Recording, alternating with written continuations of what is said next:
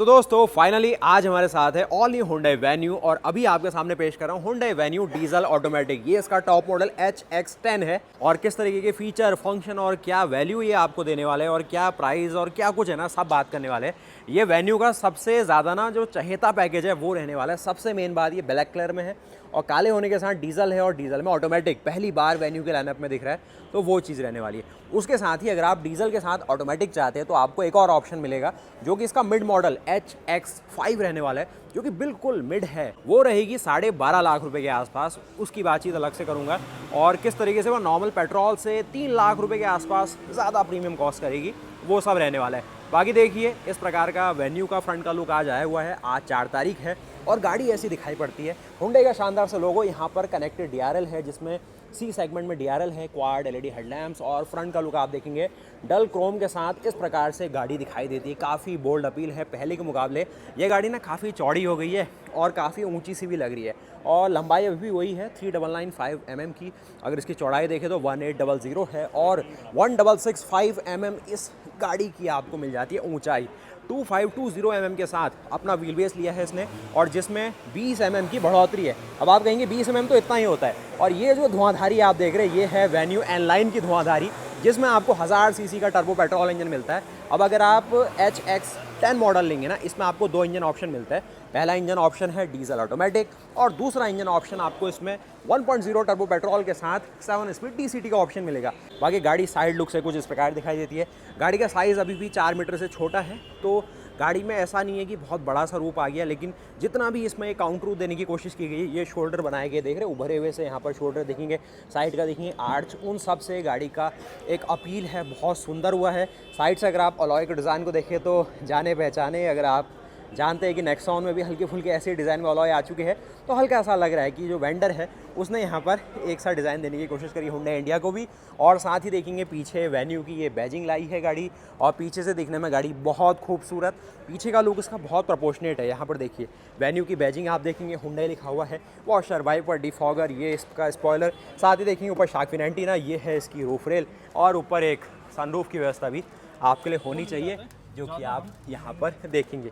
किस तरीके से वेन्यू लिखा है, एक छोटा सा ग्लास एरिया भी है। आप इस गाड़ी में ना जो बूट स्पेस है वो भी काफ़ी सही लगेगा आपको, वो देखते हैं कितना है इसमें। तो ये है इसका बूट स्पेस, 375 लीटर का बूट स्पेस यहाँ पर ऑफर किया गया। 375 मतलब 3.25 लीटर का बूट स्पेस अच्छा माना जाता है, जिसमें अच्छा खासा आपके 3 सूटकेस के आसपास की स्पेस दिख जाएगी। एक पार्शल सेल्फ है, 60-40 की व्यवस्था की गई है, बीच वाले पैसेंजर के लिए हेडरिंग स्टैंड नहीं है, 3 पॉइंट सीट बेल्ट की व्यवस्था की गई है। और अंदर अगर आप देखें तो अंदर का माहौल कुछ इस प्रकार है, जिसमें आपको लाइट टोन के इंटीरियर्स है, ब्लैक थीम है और सनरूफ दिखेगी। 12 इंच की 2 स्क्रीनें हैं 12.3 के साथ, ये पूरी व्यवस्था की गई है। और यहाँ पर अंदर सीटिंग लेआउट नीचे ब्लैक है और ये है इसका बेज के साथ कॉम्बिनेशन। पीछे देखिए क्लाइडिंग का पार्ट और कुछ इस तरीके से ना जो वेन्यू है वो देती है अपना धुआंधार पैकेज। यहाँ पर देखेंगे लाइट्स और इसकी व्यवस्था। अगर आप देखें इसकी LED जो लाइट्स है वो जलने वाली है और अगर लाइट्स ऑन कर देंगे तो ये भी आपकी जो कनेक्टेड इसकी मार्किंग लाइट्स है वो भी जलती हुई आपको दिख जाएगी। बाकी गाड़ी डीजल है तो कुछ इस प्रकार से ना इसका जो यूरिया टैंक है भाई साहब वो दिख जाएगा आपको। तो इसका जो डीजल एग्जॉस्ट फ्लूइड है वो इसके अंदर रहने वाला है। जब भी आप गाड़ी को उबड़ खाबड़ रास्ते में ले जाएं या फिर बैक करें तो थोड़ा सा ना संभलना है आपको। टायर से भी देखिए इसकी जो दूरी है थोड़ी सी कम लगी मुझे, तो इसमें अगर पंक्चर हो गया तो आपका जो DEF है या फिर यूरिया सॉल्यूशन है वो लीक हो सकता है।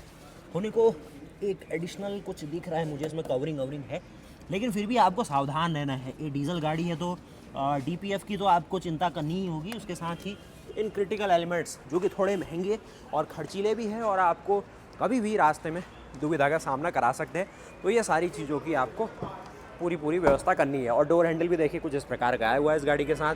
और अगर आप इस और भी देखें ऐसा डोर हैंडल है, 45 लीटर का डीजल का टैंक है।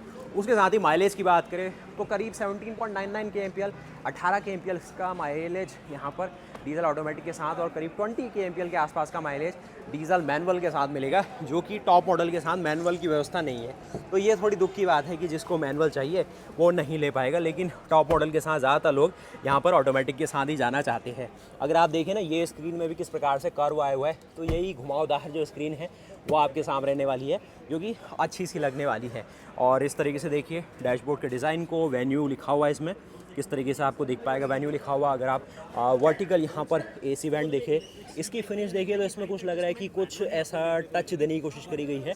और उसके अलावा हम अब चलेंगे इसके अगेन फ्रंट लुक में, फिर और थोड़ी बारीकी में उसमें और आना शुरू करेंगे। यहाँ पर देख लो इस प्रकार से ORVM है जिसमें 360 डिग्री कैमरे का मॉड्यूल यहाँ प्लेस किया गया। बाकी गाड़ी में ऊपर देखेंगे सनरूफ है, रूफ रेल है, और गाड़ी का ये है अपना फ्रंट का लुक जो कि ब्लैक के साथ बहुत अच्छा सा लग रहा है। ब्लैक है इसका नाम, FC black colour option, black ही कह सकते हैं। किया होती तो अरोरा ब्लैक पर्ल वो सारी थीम डालती इसमें, क्योंकि जो पर्ल है ना वो तो दिख ही जाएगा आपको इसमें।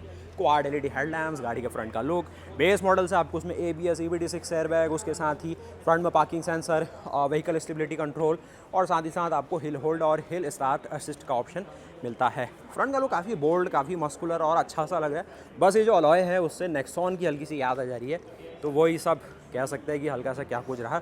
बाकी ऑल एंड ऑल ठीक सा लग रहा है, कोई कमी पेशी नहीं है। डीजल ऑटो की बैजिंग आप देखने वाले किस प्रकार से, विंडशील्ड, और साथ ही देखिए लेन वॉच कैमरा, और इस ओर देखेंगे जो रडार है वो चीज़ इसके साथ नई आई हुई है। तो ये सब देख लिया। पीछे भी जो डिस्क ब्रेक है वो भी एक नया एडिशन इसके तौर पे हुआ है। Hyundai इंडिया ने बहुत शानदार काम करा है इसके साथ, और इस गाड़ी की ड्राइव बहुत जल्द आपके सामने पेश करेंगे। फिर बताते हैं क्या कुछ इस गाड़ी की ड्राइविंग डायनेमिक्स और क्या कुछ इसकी बॉडी कंट्रोल में काम करा है, किस तरीके से जो नई चैसी यहाँ पर K1 प्लेटफॉर्म को और ज़्यादा रीइंफोर्स करा है। 70% यहाँ पर 71% यहाँ पर आपको high strength steel, advance high strength steel, ultimate high strength steel, और जो एक हॉट स्टैंपिंग का इस्तेमाल करा है। लेकिन Hyundai इंडिया ने ना क्लियरली ये नहीं बताया कि 71% में ये अलग अलग चीज़ें कितनी कितनी है। मतलब हाई स्ट्रेंथ स्टील ही सारा 70% है और 1% ही और चीज़ है। तो वो क्लियरली डिटेल एक बार आ जाए तो और एक मैं कहूँगा संतुष्टि हमें होगी। लेकिन फिर भी लग रहा है कि ये गाड़ी 5 स्टार सेफ्टी रेटिंग जो भारत एनकैप में आ सकती है, कोई पीछे नहीं रहेगी। और यहाँ पे देखिए हार्ड टच है यहाँ पर, और कुछ मटेरियल सिलेक्शन है, मतलब ना हल्का सा एक मॉडर्न टच कह सकते हैं। या फिर आज का थोड़ा लोग अगर इंटीरियर डिज़ाइनिंग और थोड़ा सा रहता है ना नया सा कुछ बनाना है घर को, तो वैसा कुछ मार्बल थीम, क्वार्ट्स पत्थर लगाते हैं तो वैसा कुछ थीम आई हुई है। और सॉफ्ट टच देखेंगे ऐसी कुछ थीम है। बोश का ऑडियो सिस्टम है, कुछ यहाँ पर 1 लीटर की बॉटल रखने की व्यवस्था, फॉरवर्ड एडजस्टेबल सीटें हैं इस तरीके से। यहाँ पर ये सारी सीटें दिखेंगी जिसमें परफोरेशन है, बड़ी बड़ी सीटें रखी गई है। वेन्यू की बैजिंग के साथ ये जगमगाती हुई सीटें आपको दिखेगी, और उसके साथ ही इस प्रकार के जगमग इंटीरियर्स आपको मिलने वाले हैं। गाड़ी में चढ़ना उतरना कितना है वो समझते हैं। बाकी गाड़ी ऑटोमेटिक है तो किसी प्रकार का क्लच और वो तो नहीं दिखा पाऊंगा, लेकिन क्लच भी अगर आप लोगे ना बिल्कुल मक्खन क्लच है, क्योंकि यही सिमिलर चीज़ आप पुरानी वेन्यू में देख चुके हो डीजल के साथ। अभी जो सीरॉस है, सोनेट है, सब में डीजल मैनुअल आता है। सेगमेंट का सबसे ज़्यादा बेहतरीन और लगभग एकमात्र ऑफरिंग के तौर पे वो इंजन बना हुआ है। U2 CRD है, 4 सिलेंडर डीजल इंजन, जहाँ पर आपको 116 हॉर्स पावर और 250 Nm का टॉर्क मिलता है। मतलब उस इंजन के आसपास अभी तो कुछ भी नहीं है मार्केट में, सिर्फ जो टाटा महिंद्रा दे रही है। लेकिन किसी में NVH की प्रॉब्लम है, किसी में वाइब्रेशंस की प्रॉब्लम है, किसी ना कुछ ना प्रॉब्लम है, लेकिन ये सबसे ज़्यादा सॉलिड और एक मैच्योर ऑफरिंग के तौर पे। बाकी ड्राइविंग सीट में आप पहुंचते हैं तो इस प्रकार से आपको ये गाड़ी दिखाई देने वाली है। गाड़ी का सबसे ज़्यादा एक जो हाईलाइटिंग पॉइंट सामने आया था वो था बॉस इसका ये स्टीयरिंग। ये जो 4 डॉट है ना, ये है Hyundai का H, मोर्स कोड कहा जाता है इसे। पहले से तार भेजे जाते थे, वो सब अलग सी लैंग्वेज होती है इलेक्ट्रॉनिक, तो इसमें 4 डॉट आता है H का मतलब। उसके साथ ही यहाँ पर कुछ मोड और उसके कंट्रोल देख रहा हूँ टेलीमेटिक्स के, ऐसे वाले नहीं आते इसमें, यहीं पर दिए गए। पैडल शिफ्टर से आप इसका जो शिफ्टिंग है वो सब करेंगे। Parking, reverse, neutral drive mode, manual के ऑप्शन है, वेंटिलेशन के ऑप्शन यहाँ देखेंगे। आपको जो 360 डिग्री कैमरा है उसका मॉड्यूल यहाँ पर दिख जाएगा। उसके साथ ही साथ फ्रंट पार्किंग सेंसर, वेंटिलेशन के फंक्शन, इलेक्ट्रिक पार्किंग ब्रेक और ऑटो होल्ड का function, drive mode, traction mode, और नीचे देखेंगे वायरलेस है उसके फंक्शंस। और कुल मिला के ऑल एंड ऑल सेटअप बहुत प्यारा बनाया गया है। ये जो चीज़ है ना हर कोई इसको देख रहा है, इसमें मतलब ये जो छींटे से डाले गए मतलब वो क्या थीम है हर कोई डिकोड करना चाहता है। लेकिन Hyundai इंडिया का थोड़ा सा ऐसा कुछ है कि कुछ अलग देना है, कुछ नया देना है, लोगों को एक टेस्ट फील करानी है। और जिस तरीके से ये जो ORVMs के डिज़ाइन है, अगर आप ये सारा काउंटूर देखिए या फिर इस ओर आप देखिए किस प्रकार से ये इस तरीके से ना एक सनरूफ की व्यवस्था की गई है। अब अगर इसमें पैनोरामिक सनरूफ आती तो खुशी थोड़ी और ज़्यादा होती, लेकिन अगर ये भी मिल रहा है तो कोई कमी पेशी नहीं, बढ़िया सा काम है इसमें। उसके अलावा नीचे जो अपना डेड पेडल है वो भी ठीक सा दिया गया, ब्रेक है, एक्सीलेटर है, और कुल मिला के जो व्यवस्था है बिल्कुल सॉलिड की गई है वास्तव में। और यहाँ पर देखेंगे आपको जो लाइट्स के सारे कंट्रोल, वॉशर, वाइपर जो ऑटोमेटिक में बेसिक फंक्शन हो सकते थे ना, ठीक से किए गए। यहाँ पर देखेंगे इतनी व्यवस्था में आपको आर्मरेस्ट के नीचे स्पेस है जिसमें आपको एयर प्यूरीफायर और पीछे AC वेंट और कुल मिला के जो अंदर कैबिन है ना भाई, बिल्कुल जोरदार। और हल्का सा यहाँ पर महिंद्रा 3XO वाली फील भी आएगी आपको, हल्की सी खुली खुली गाड़ी है, लेकिन उसके मुकाबले ज़्यादा हेडरूम है इसके अंदर, और इसीलिए ये गाड़ी हल्का सा ज़्यादा पिच करेगी मार्केट में। और अभी देखते हैं भारत एनकैप क्या सेफ्टी रेटिंग और वो सब इस गाड़ी को देती है, जिससे इस गाड़ी का जो रेपुटेशन फ्रंट है और ज़्यादा बढ़ेगा। और जो डीजल बायर्स है उसके साथ ही साथ जो इंडिया में कॉम्पैक्ट एसयूवी बायर है वो ज़्यादा रिस्पेक्ट के साथ इस गाड़ी को देखेंगे। एक क्विक लुक इसके इंजन बे में भी ले लो आप, किस प्रकार से ना एक भारी बॉनेट के साथ शुरुआत होगी आपकी। इसको जब उठाओगे ना, मुझे कमेंट करके दोबारा आना आप कि अर्षद भाई बॉनेट तो दमदार डाला है। बाकी ये है इनका CRDI 16 valve 4 cylinder diesel engine, U2 CRDI technology इसको कहा जाता है, और 116 हॉर्स पावर बना के देती है। 250 Nm का टॉर्क है, 6 स्पीड मैनुअल और 6 स्पीड टॉर्क कन्वर्टर ऑटोमेटिक के साथ ये पूरी बातचीत होती है। और सेगमेंट का सबसे बेहतरीन ऑफरिंग है ये, कुछ भी कह लो, मतलब डीजल का कोई तोड़ नहीं है। यहाँ पर कोई BS7 ले आओ या फिर बायो डीजल की बातचीत कर लो, डीजल डीजल ही रहेगा। यहाँ पर इसकी फ्यूज़ बॉक्स है, बैटरी देखेंगे, एयर फिल्टर है, उसके साथ ही ECM और जो कुछ इलेक्ट्रॉनिक कपलर है यहाँ प्लेस किए गए, सस्पेंशन की माउंटिंग्स है, नीचे देखेंगे कुछ और चीज़ें यहाँ दिखेंगी। एयर इनटेक के लिए प्रॉपर डक्ट यहाँ पर है, कूलेंट का यहाँ से फिलअप होता है। यहाँ पर देखो नीचे रेडिएटर का फ़ैन, AC का कंप्रेसर, फ्रंट में मैं देख रहा हूँ इसका जितना भी आपको हाई प्रेशर पंप है डीजल का वो दिखेगा, अच्छा खासा हैवी दिया गया है। और किसी प्रकार की कोई क्लैडिंग और वैसी ना वो सॉफ्ट वाली जो रहती है 5-10 साल में उड़ने लगती है, वो चीज़ें नहीं दी गई है। लॉन्ग टर्म है, दमदार दिया गया बॉनेट। तो ऑल इन ऑल ये जाना पहचाना सारा मामला आपको लगने वाला है। और यहाँ पर कूलेंट की व्यवस्था की गई है, ये माउंटिंग और पीछे टर्बो चार्जर और ये सब रहने वाला है। बिल्कुल ज़बरदस्त, बिल्कुल क्लैडिंग और उसकी क्वालिटी सब चीज़ ना एज इट इज़, जो आपने अभी तक सोनेट के साथ, सीरॉस के साथ, क्रेटा, सेल्टॉस, जितने नाम लोगे उतनी सब व्यवस्था यहाँ पर की गई है। बाकी फ्रंट से देख लिया, साइड से देख लिया।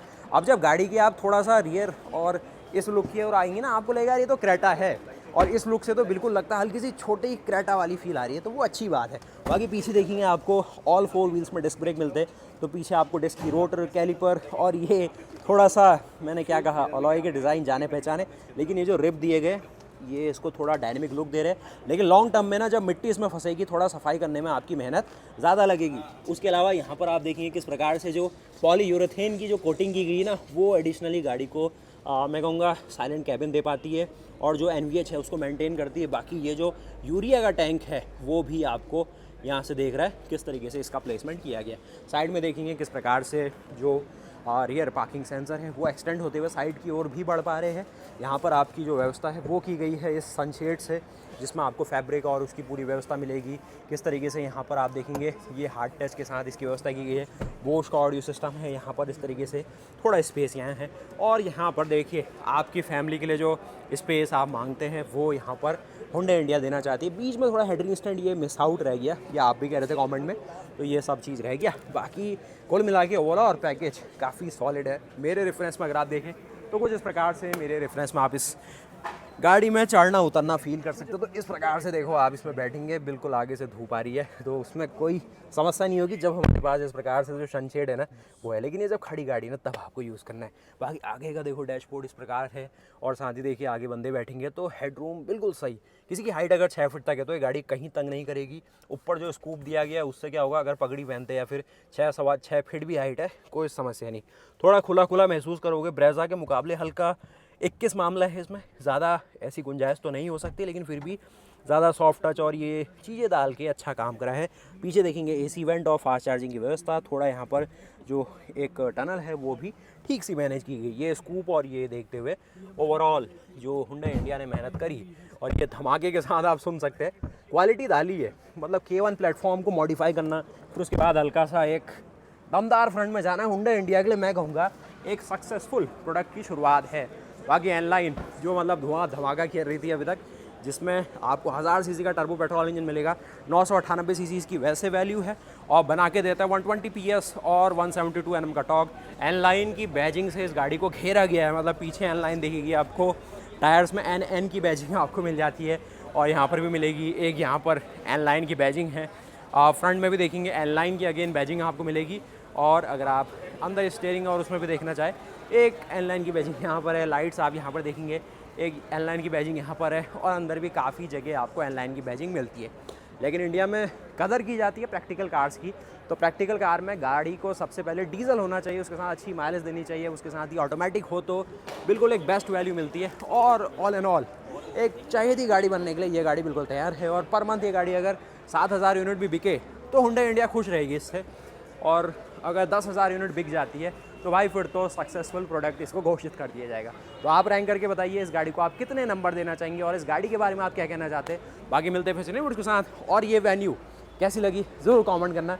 इसकी सेफ्टी रेटिंग भारत अनकैप हमें बताएगा। बाकी हुंडई इंडिया ने जो प्राइसिंग की बातचीत है वो अभी केवल जो 3 वेरिएंट है उन्हीं के ऊपर करी है, जिसकी मैंने व्यवस्था आपके लिए यहाँ पर करी है।